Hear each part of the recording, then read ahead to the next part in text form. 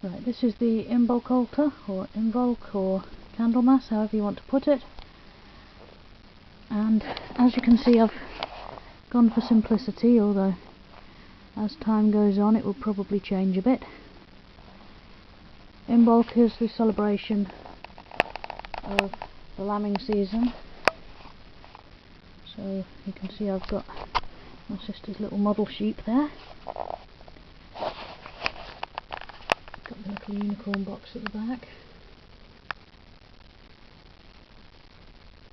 Quite worried by how long it's taking it to make the lighting okay for each bit, but never mind. At the very back, the picture of my honorary nieces over in New Zealand. I love that picture.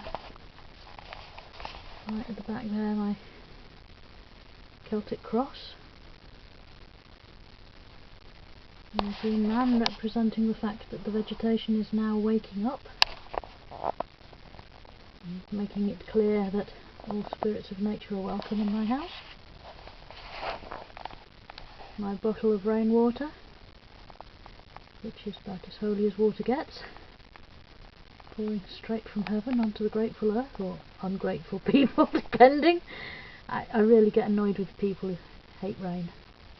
I get quite agitated with them if they whinge about the rain, because there are so many places in the world that would love to have the kind of rainfall we have in Britain. There's my Madonna and Child, representing here the sanctity of motherhood. Although not a mother myself, I deeply respect mothers, and Imbolc is the time to celebrate mothers and all that they do for us, and to celebrate the precious bond between mother and child. At the back is my little owl tray that I got from Birdland time before last. I always like to have something on the altar representing bird life, because I am so close to the birds, especially living in cloud cuckoo land as I do. No, quite seriously, I am very fond of birds, and owls in particular. Owls and the corvids are my best friends amongst birds.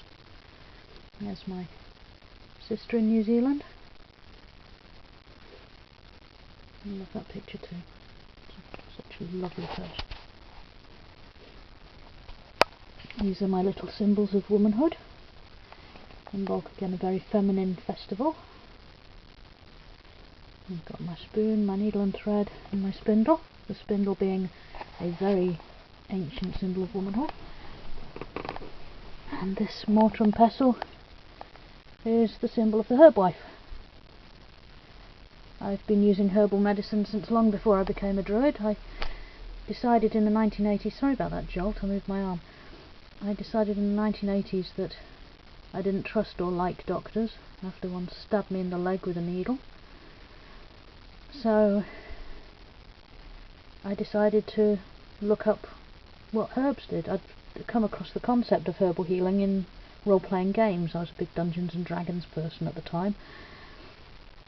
So I went to the library and I read a book about it. And then I tried it, and therefore took up herbal remedies as an alternative to dealing with doctors. And I found that I've remained healthier than most of the people I know who rely on doctors. And I've lived by the simple maxim that anything I can cure with herbs and crystals I will, and anything that can't be cured I'll have to either live with or die of. And I don't mind either way, because death doesn't scare me, and there's really nobody who'd miss me. I mean, my family would, obviously, but it's not like I've got dependents. So I'm very happy with being a herb wife, and this little thing just stands there to remind me of the gifts of the earth in medicine, and of my own duty to help and heal all those who I come across who need it. The driftwood here represents both the apparently dead trees, which are now waking, and the beautiful rich dark earth that is currently preparing, and in some cases allowing, the seeds to come up. So that's very sacred to me. This little chap, I got a set of these recently from a charity shop, these little coasters. The wagtail is a very good friend of mine. all of them represented birds that I'm very fond of. There's a heron and various finches and things. They're all birds I love, but it's on there for the simple and mundane reason that I like sitting here and I have my cup of tea there. And I know some people would say a cup of tea on an altar doesn't really fit, but first of all, if I show you my mug, I mean, Pierce Brosnan, if that isn't worth worshipping, I don't know what is. But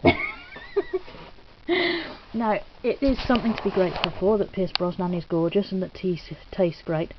But also, tea has a very spiritual aspect in my family, because I come from a long line of Welsh women, and their response to any crisis, to any family gathering, to any chance meeting is put the kettle on.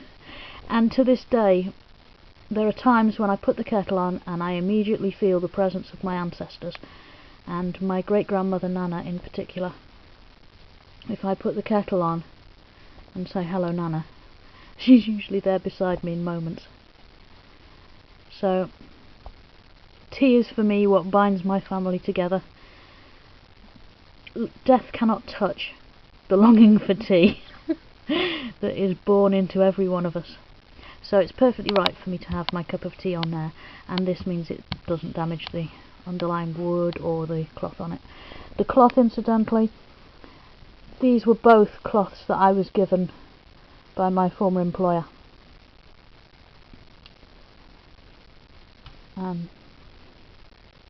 She had a big basket full of cloths, and when the shop closed she asked me if I'd like to have them. And as you can see, they're beautiful tablecloths and things, lovely little dressing table things, all kinds of stuff, and I love them all. And I just thought I wanted something bright and fresh and new for Imbolc, because this is the time of year when things are really starting to grow. So that's the altar this time. It's nice and small and uncomplicated. My little incense burner, of course, is virtually always on the table. I don't think it's been off since I got it.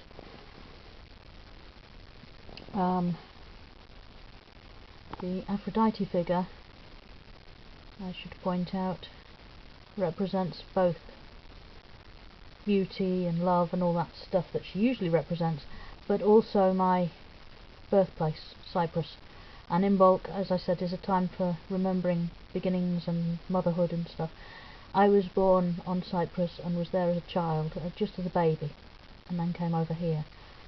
So it's a part of my life that I barely remember. I have a vague memory of flamingos, and that's about it.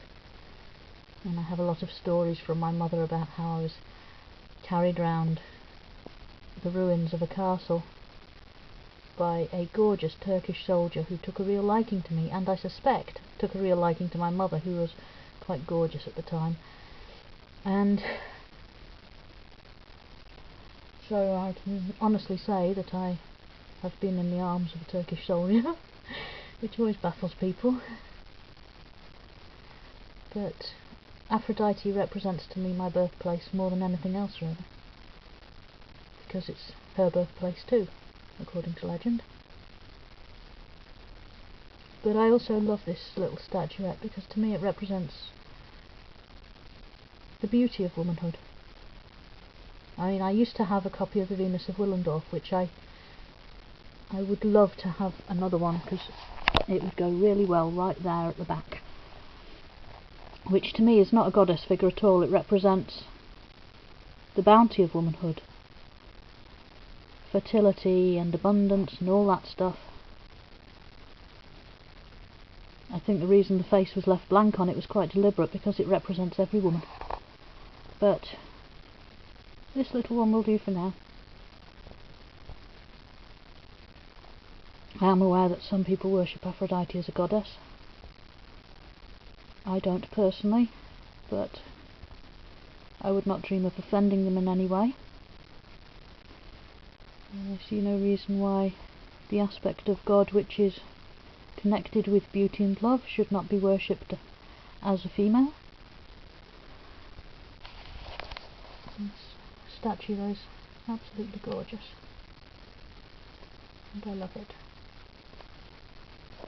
and the incense that I'm burning today is strawberry because it's light and fresh, and my sister doesn't complain about it like she does when I burn vanilla. When you've got a sister like me, you have to cling to the one she doesn't hate. She's not a big incense fan. However, she's very tolerant and very kind, and she does let me burn it. She just asks that I don't burn vanilla downstairs because it upsets her. But that's my altar for now. I think I've covered everything. And I'll put a little vase of flowers at the back in the next few days or weeks, depending on when the flowers appear. And now that's it.